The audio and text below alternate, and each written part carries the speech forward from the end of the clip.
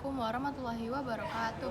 Perkenalkan, saya Oktaviani dari kelas 10G absen 28 akan menjelaskan mengenai cedera olahraga. Dari pengertian, cedera olahraga adalah kerusakan yang terjadi pada tubuh akibat aktivitas fisik atau olahraga yang sedang dilakukan. Berikut adalah penjelasan lebih lanjut.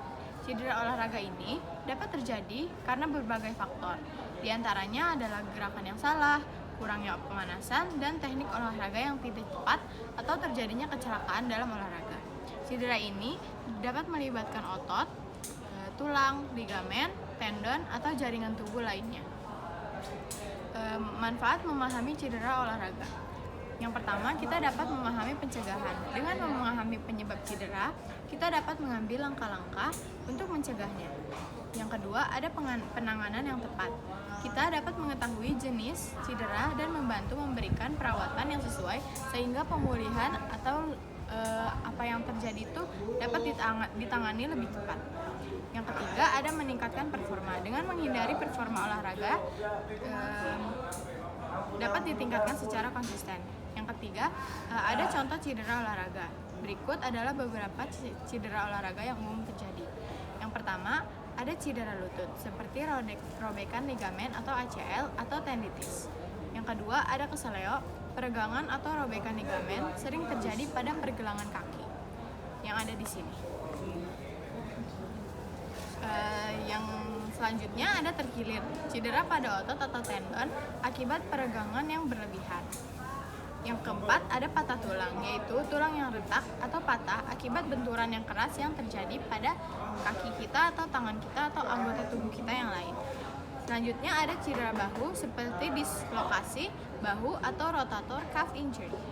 Yang selanjutnya ada kram otot, kontraksi otot yang tiba-tiba menyakitkan.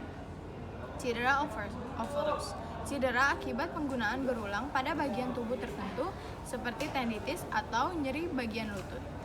Selanjutnya, ada bagaimana cara menangani cedera olahraga. Yang pertama ada metode RICE, rest, ice, compression, dan elevation. Yang pertama, rest atau istirahat.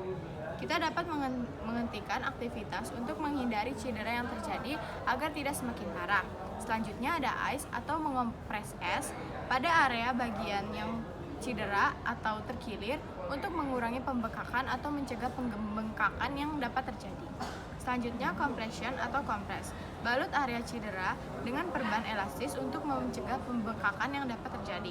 Selanjutnya ada elevation atau elevasi, meninggikan bagian tubuh yang cedera untuk membantu sirkulasi darah.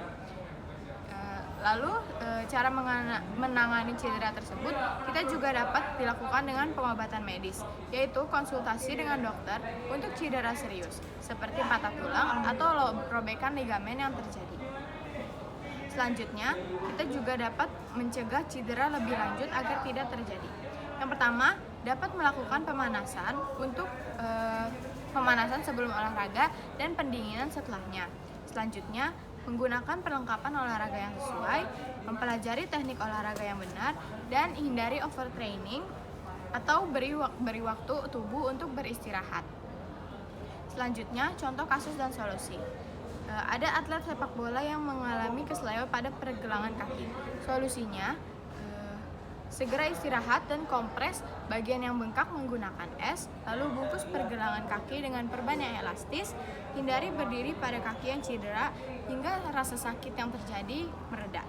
Selanjutnya, beristirahat setelah 1 atau 2 hari. Jika masih terasa nyeri, konsultasikan penyakit tersebut ke dokter. Menangani cedera olahraga dapat dengan tepat dan cepat sangat penting untuk mencegah komplikasi dan mempercepat proses pemulihan agar cedera yang terjadi tidak terlalu serius dan tidak terlalu parah. Cedera olahraga juga dapat diklasifikasikan menjadi beberapa tingkat keparahannya. Yang pertama ada cedera ringan, yang kedua ada cedera sedang, dan yang ketiga ada cedera berat. Yang pertama ada cedera ringan, cedera yang tidak menyebabkan kerusakan jaringan, yang berarti atlet masih bisa melanjutkan permainan. Dalam arti cedera ini tidak terlalu parah dan masih bisa dilakukan atau selanjutnya cedera sedang. Cedera yang menyebabkan kerusakan jaringan yang nyata disertai nyeri yang bengkak, merah, atau panas. Biasanya untuk atlet atau orang yang kuat masih bisa melanjutkan, tapi untuk yang tidak sebaiknya beristirahat dan dilakukan penanganan. Yang ketiga atau yang terakhir ada cedera berat. Cedera ini menyebabkan kerusakan jaringan yang serius sehingga atlet tidak bisa melakukan atau melanjutkan permainan. Jadi harus istirahat lebih lanjut dan penanganan yang tepat. Sekian dari saya. Assalamualaikum warahmatullahi wabarakatuh.